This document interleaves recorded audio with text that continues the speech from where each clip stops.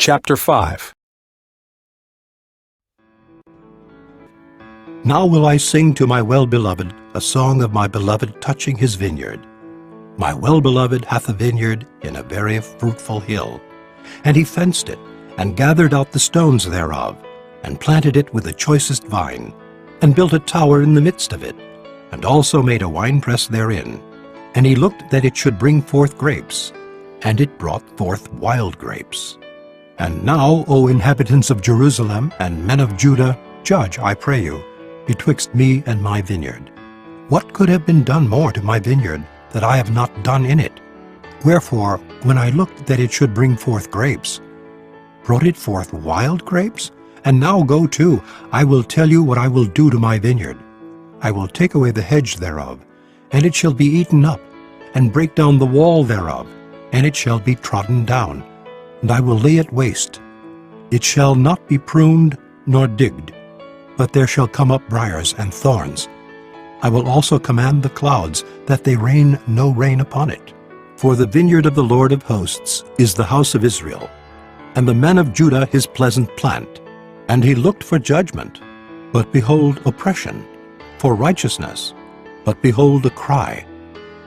Woe unto them that join house to house, that lay field to field, till there be no place, that they may be placed alone in the midst of the earth. In mine ears, said the Lord of hosts. Of a truth, many houses shall be desolate, even great and fair, without inhabitant. Yea, 10 acres of vineyard shall yield 1 bath, and the seed of an omer shall yield an ephah. Woe unto them that rise up early in the morning, that they may follow strong drink, that continue until night, till wine inflame them. And the harp and the viol, the tabret and pipe and wine, are in their feasts. But they regard not the work of the Lord, neither consider the operation of his hands. Therefore my people are gone into captivity, because they have no knowledge. And their honorable men are famished, and their multitude dried up with thirst. Therefore health hath enlarged herself, and opened her mouth without measure. And their glory, and their multitude, and their pomp, and he that rejoiceth shall descend into it. And the mean man shall be brought down, and the mighty man shall be humbled, and the eyes of the lofty shall be humbled. But the Lord of hosts shall be exalted in judgment, and God that is holy shall be sanctified in righteousness. Then shall the lambs feed after their manner, and the waste places of the fat ones shall strangers eat.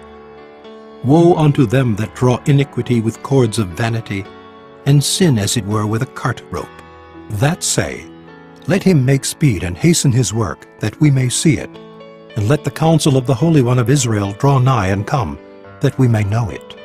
Woe unto them that call evil good, and good evil, that put darkness for light, and light for darkness, that put bitter for sweet, and sweet for bitter. Woe unto them that are wise in their own eyes, and prudent in their own sight. Woe unto them that are mighty to drink wine, and men of strength to mingle strong drink, which justify the wicked for reward, and take away the righteousness of the righteous from him. Therefore as the fire devoureth the stubble, and the flame consumeth the chaff, so their root shall be as rottenness, and their blossom shall go up as dust, because they have cast away the law of the Lord of hosts, and despised the word of the Holy One of Israel.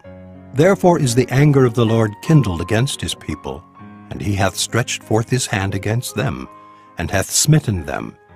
And the hills did tremble, and their carcasses were torn in the midst of the streets. For all this his anger is not turned away, but his hand is stretched out still. And he will lift up an ensign to the nations from far, and will hiss unto them from the end of the earth.